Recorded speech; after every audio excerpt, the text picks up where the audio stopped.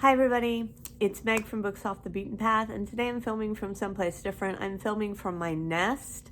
This is my chair, my comfy chair in the living room, and this is where I keep all of my sewing and knitting projects and everything like that so I can get to them handily. And I'm sorry, but I've got a little bit of a cold today. I'm wearing my old house sweater. I may not look very glamorous, but we're not here to talk about how I look, thank God. We're here to talk about books. But before I do anything else, Bob's about to jump up here. Before I do anything else, I want to flip around and show you my tree, my Christmas tree, just to get us in the holiday spirit. So let me flip it. There's my tree.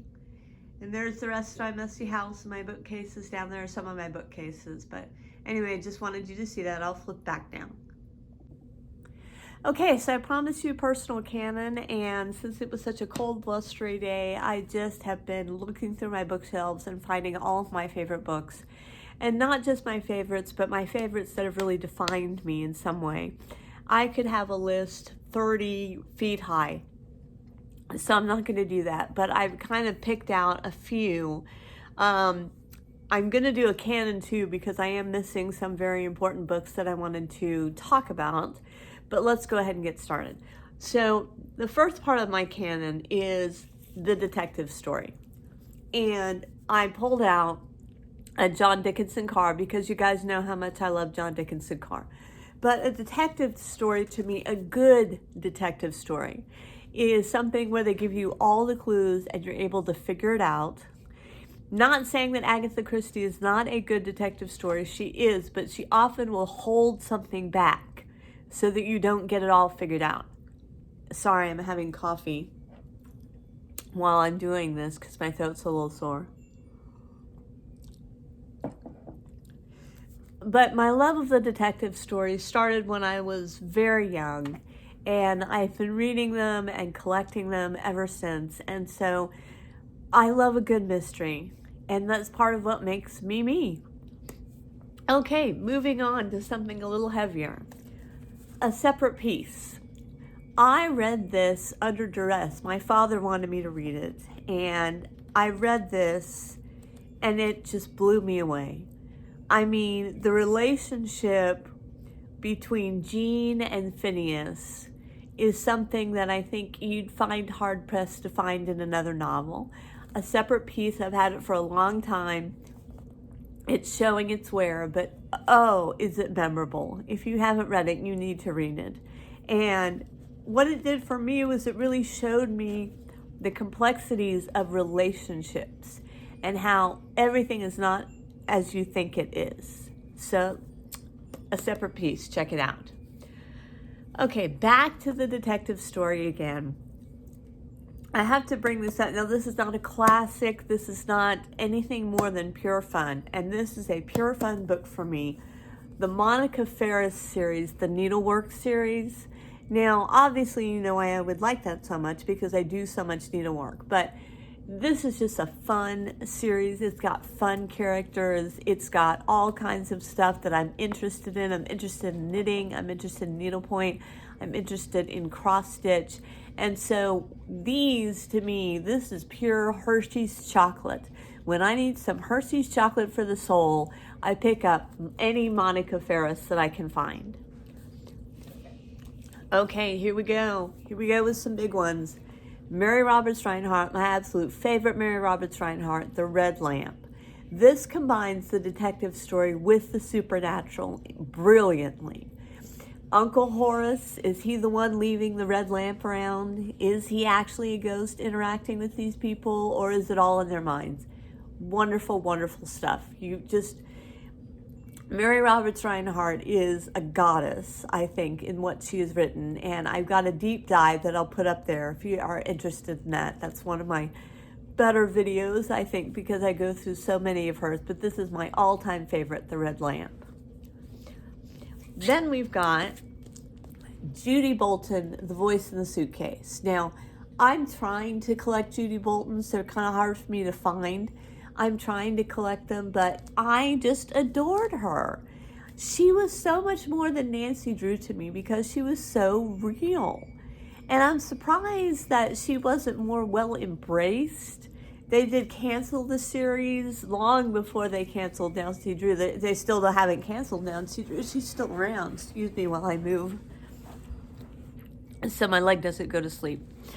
But Judy Bolton showed me that there are true representations of teenagers out there in the vintage world. So love it. Okay, here we go. Coming up, my favorite Jane Austen. It's my all-time favorite, Northanger Abbey. And I think those of you out there who know me know why. Northanger Abbey, it's not a long book, it's not a long read. It's a fantastic read. It's about Catherine. And Catherine gets through a series of events. She gets to go to Northanger Abbey, and she is making mysteries up in her mind as she is going along this little adventure that she's having, and she's wanting to have an adventure. And it's just wonderful, and it's my all-time favorite Jane Austen. And people are going to be like, "Ooh, what about Pride and Prejudice? What about Emma?" and everything like that. I've read them. I've enjoyed them, but this is the one. This is my favorite right here. All of these are kind of Hershey's chocolate, I think, when you look at it like that. Now, here's really my only, well, maybe it's my second American writer. It's a little dusty here. But have you guys read The Age of Innocence? Oh, lyrical, beautiful, just absolutely. And look at my cover. Look at my edition. My edition is beautiful. It's got these beautiful gilded edges and everything. It is one of the best books I've ever read, and I adore it. I adore Edith Wharton. I've read Summer. I've read her ghost stories, but Age of Innocence is, don't even bother watching the movie because you won't get it unless you read the book. You have to read the book to get the depth of the feeling of the characters. It's amazing. Okay, here we go. Ghostly Tales by Henry James. Henry wrote a lot, but he wrote my all-time favorite, which is The Turn of the Screw. Now, if you haven't read The Turn of the Screw, then you are missing out. The Turn of the Screw is about psychology. It's about supernatural. It's about people's relationships with other people. It is fantastic. So Henry James, Turn of the Screw. I've read a couple of his ghostly tales, and yeah, okay, they're okay.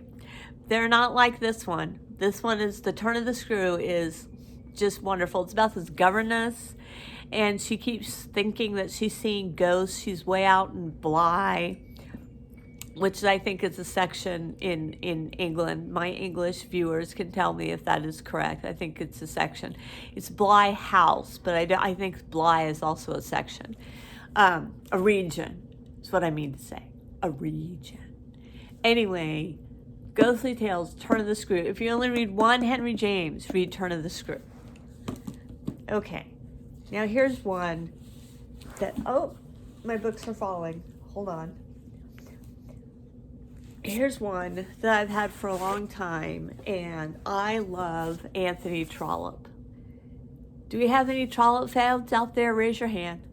This is The Small House at Allington, and this is about a girl who gets jilted, but has to kind of go on with her life, even though she's suffering this intense heartbreak. And who hasn't experienced that? I know so many women, and we've all gone through it. Men go through it too. But The Small House at Allington is a beautiful telling of this very common human condition. Your heart is broken, but you have to keep going. You have to keep it up for the family. Keep up the facade of not wanting to just lie in bed all day and cry your heart out. I love this book, The Small House at Allington, and this one really changed me because it showed me the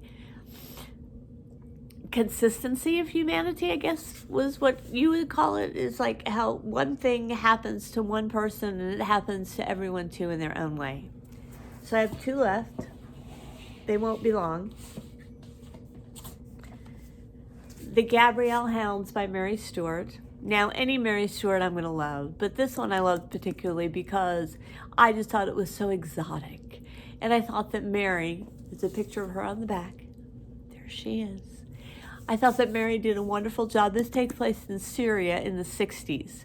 And she did a wonderful job of that atmospheric, really taking you someplace, really getting lost in a story. Mary Stuart, this book changed me because this book showed me that description is just as important as dialogue and character development. Wonderful. And then, of course, I have to bring up my all-time favorite book, which is Jane Eyre. And the reason it's my all-time favorite book is because I am in love with Mr. Rochester. I just think he is such a wonderful character. I'm flipping through it now. I have this I have more than one edition of this, but I recently got this beautiful edition. Look at that. Look at the little artwork on the sides there. Isn't that beautiful? But Jane Eyre, Gothic novel, still very readable to this day, still very fun, perfect for a day like today when it's cold and wintry, but I'm not reading it today. I'm reading And Then There Were None by Agatha Christie, so I can give you a review on that. And I hope I didn't go through them too fast, but these are some of the books that made me who I am. These are some of the books that I discovered along the way, and I realized that, you know, we all have a tendency to gravitate towards what we like, gravitate towards what we love. But do we ever really take the opportunity to say, why do I love this thing? Why is this something that appeals to me? Let's do that in 2023, next time we pick a book. Sorry for the cold sounding, but I really wanted to record today, and I hope you guys don't mind.